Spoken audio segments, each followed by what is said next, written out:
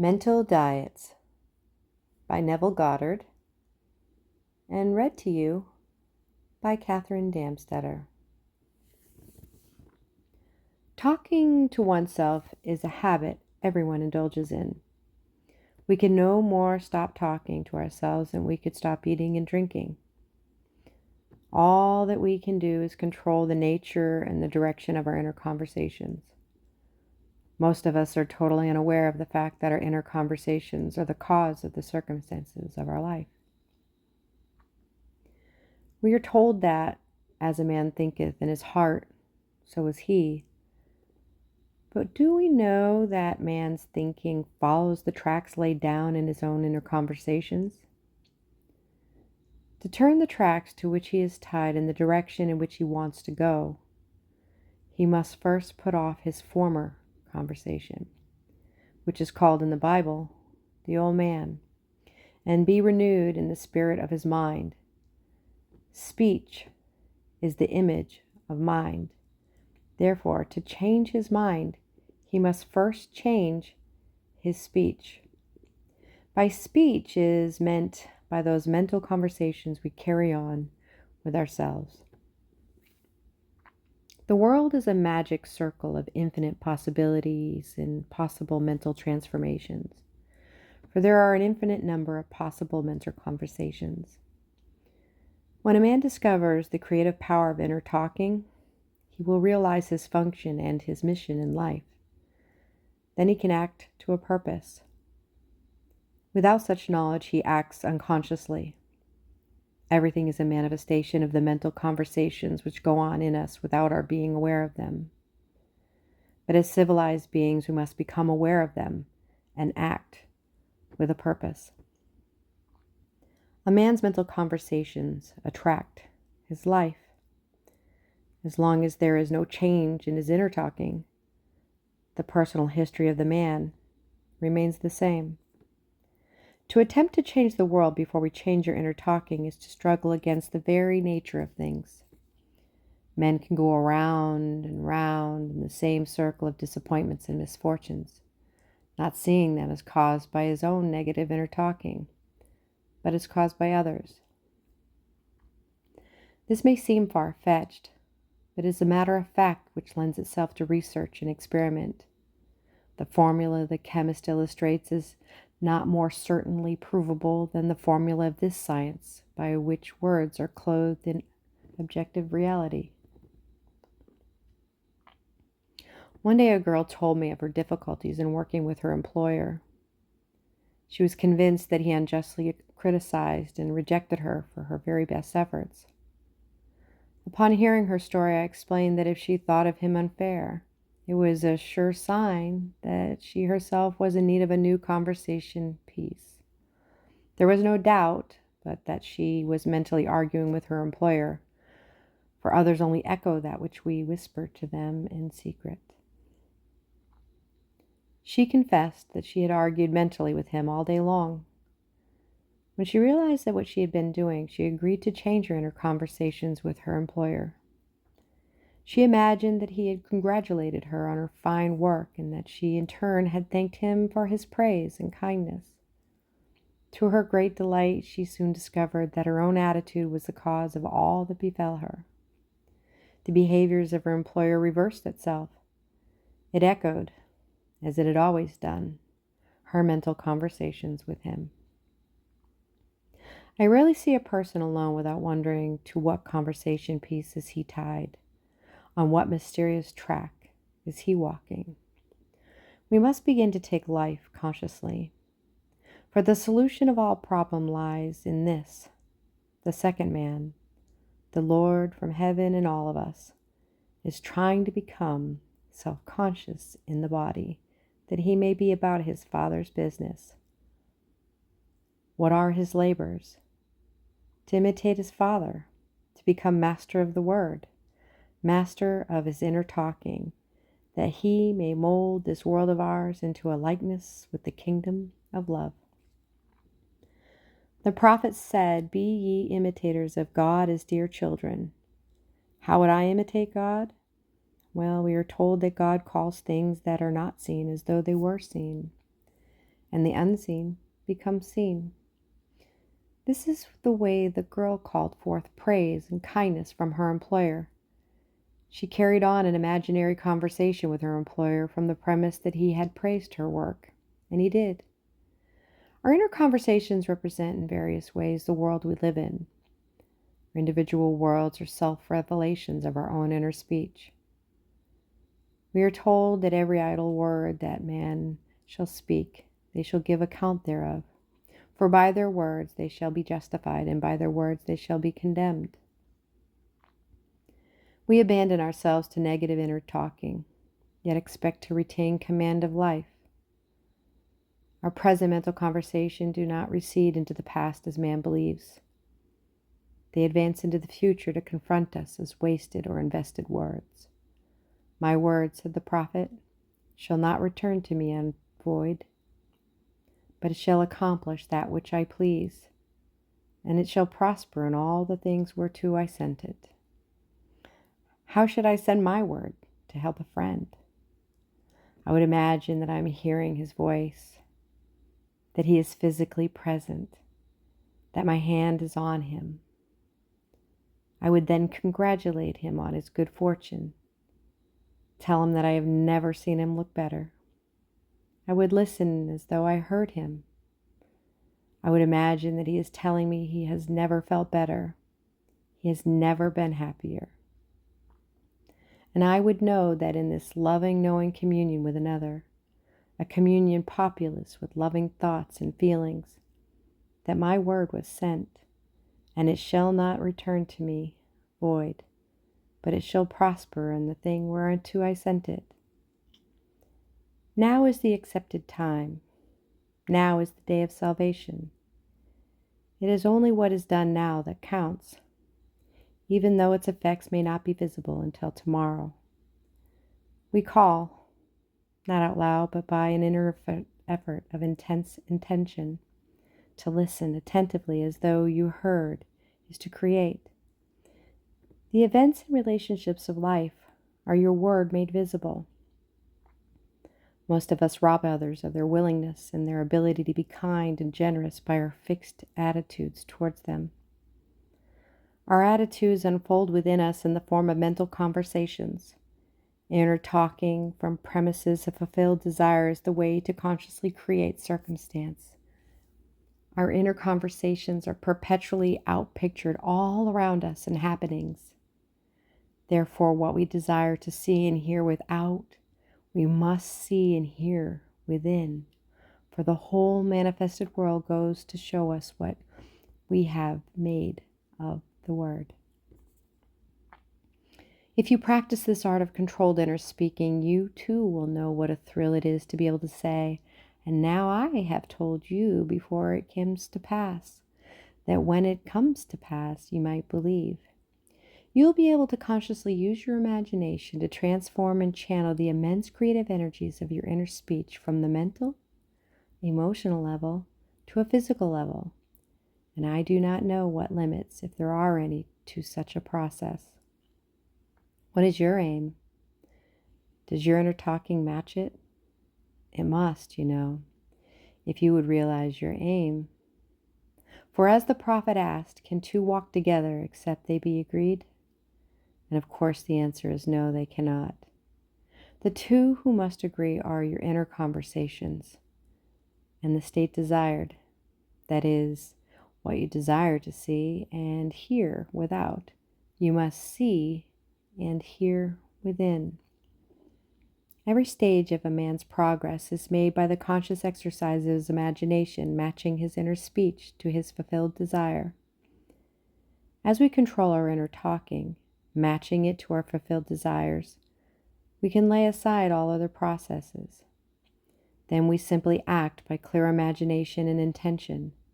We imagine the wish fulfilled and carry on mental conversations from that premise. The right inner speech is the speech that would be yours were you to realize your ideal. In other words, it is the speech of fulfilled desire. Now you will understand how wise the ancient was when he had told us in the Hermetica There are two gifts which God has bestowed upon man alone and on no other mortal creature. These two are mind and speech. And the gift of mind and speech is equivalent to that of immortality. If a man uses these two gifts rightly, he will differ in nothing from the immortals. And when he quits his body, mind and speech will be his guides, and by them he will be brought into the troop of the gods and the souls that have attained to bliss. With the gift of mind and speech, you create the conditions and circumstances of life. In the beginning was the Word, and the Word was with God, and the Word was God. The Word, said Hermes, is Son, and mind is Father of the Word. They are not separate from one another, for life is the union of word and mind. You and your inner talking, or word, are one. If your mind is one with your inner conversations, then to be transformed in mind is to be transformed in conversation. It was a flash of the deepest insight that taught Paul to write, "Put off the former conversation, the old man which is corrupt, and be renewed in the spirit of your mind. Put on the new man. Put on the new man and be renewed in the spirit of your mind" is to change your inner conversation, for speech and mind are one. A change of speech is a change of mind. The prophet Samuel said, "The Lord spake by me, and his word was in my tongue." If the Lord's word was in the prophet's tongue, then the Lord's mouth that uttered the word must be the prophet's mind.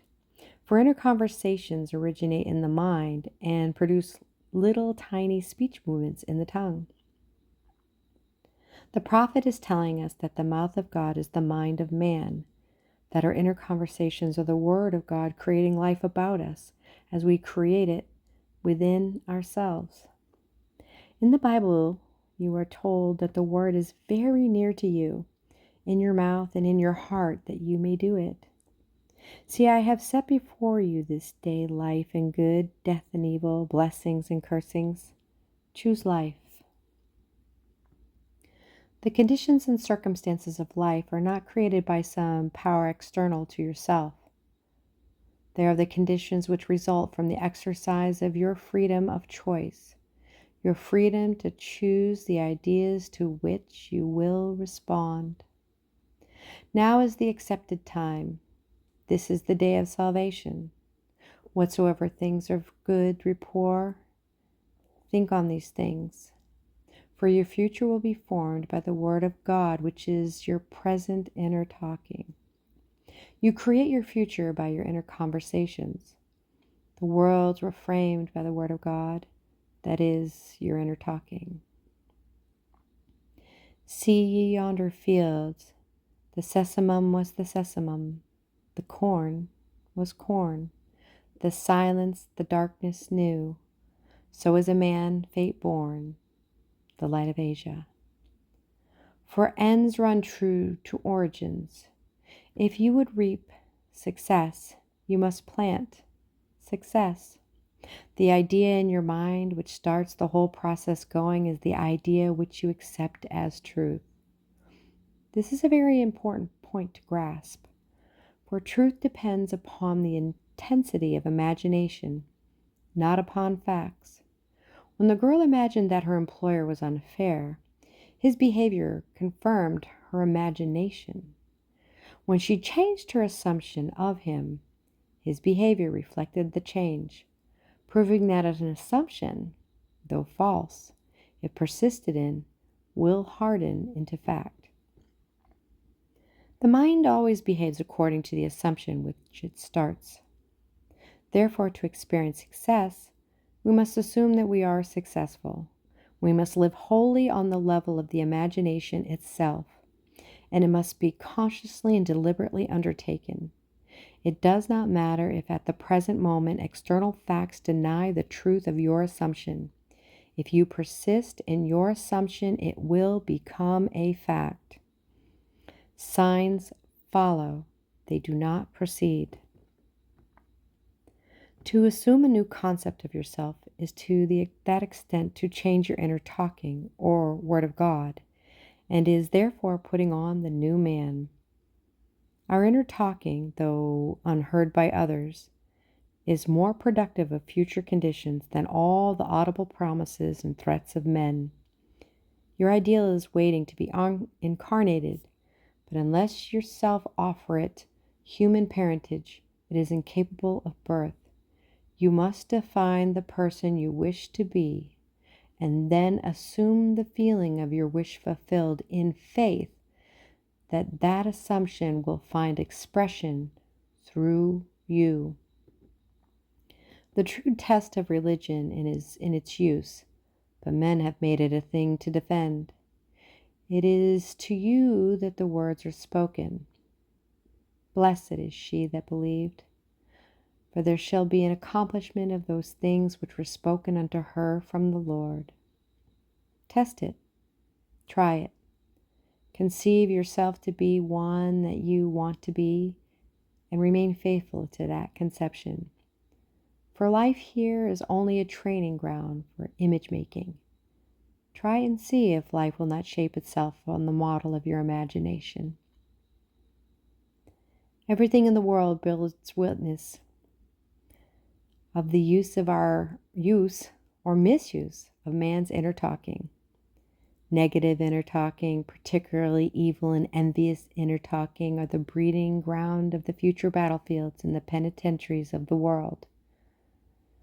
Through habit, man has developed the secret affection for these negative inner conversations. Through them, he justifies failure, criticizes his neighbors, gloats over the distress of others, and in general, pours out his venom on all. Such misuse of the word perpetuates the violence of the world. The transformation of self requires that we meditate on a given phrase, a phrase which implies that our ideal is realized, and inwardly affirm it over and over again until we are inwardly affected by its implication, until we are possessed by it. Hold fast to your noble inner convictions or conversations. Nothing can take them from you but yourself. Nothing can stop them from becoming objective facts. All things that are generated out of your imagination by the Word of God, which is your own inner conversation. And every imagination reaps its own words, which has been inwardly spoken. The great secret of success is a controlled inner conversation from premise of fulfilled desire. The only price you pay for success is the giving up of your former conversation, which belongs to the old man, the unsuccessful man. The time is ripe for many of us to take conscious charge in creating heaven on earth, to consciously and voluntarily use our imagination, to inwardly hear and only say that which is in harmony with our ideal, is actively bringing heaven to earth. Every time we exercise our imagination lovingly on the behalf of another, we are literally mediating God to that one. Always use your imagination masterfully as a participant, not an onlooker. And using your imagination to transform energy from the mental, emotional level to a physical level, extend your senses. Look and imagine that you are seeing what you want to see, that you are hearing what you want to hear, and touching what you want to touch. Become intensely aware of doing so. Give your imaginary state all the tones and feelings of reality. Keep on doing so until you arouse within yourself the mood of an accomplishment and the feeling of relief. This is the active, voluntarily use of the imagination as distinguished from passive, involuntary acceptance of appearances. It is by this active, voluntary use of imagination that the second man, the Lord from heaven, is awakened in man. Men call imagination a plaything, the dream faculty. but actually it is the very gateway of reality. Imagination is the way to the state desired. It is the truth of the state desired and the life of that state desired. Could you realize this fully? If you could, then you would know that what you do in your imagination is the only important thing. Within the circle of our imagination, the whole drama of life is being enacted over and over again. Through the bold and active use of imagination, we can stretch out our hand and touch a friend 10,000 miles away and bring health and wealth to the parched lips of his being. It is the way to everything in the world. How else could we function beyond our fleshly limitations? But imagination demands of us a fuller living of our dreams in the present. Through the portals of the present, the whole time must pass. Imagine elsewhere as here, and then as now. Try it. See it. You can always tell if you have succeeded in making the future dream a present fact by observing your inner talking. If you are inwardly saying that you would audibly say, you are physically present and physically moving about in that place, then you have succeeded. And you could prophesy it from these inner conversations and from the moods which they awaken within you, what your future will be. For one power alone makes a prophet: imagination, the divine vision.